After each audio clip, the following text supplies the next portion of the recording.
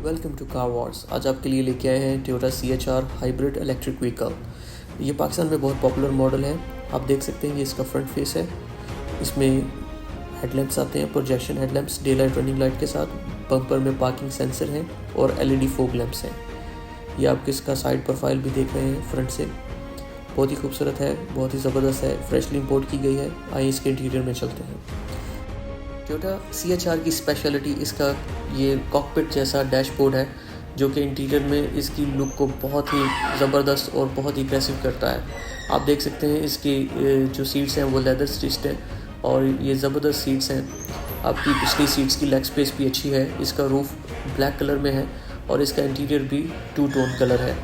ये इसका back side से इसका साइड प्रोफाइल देख रहे हैं, बहुत ही स्पोर्टी लुक में आती है CHR।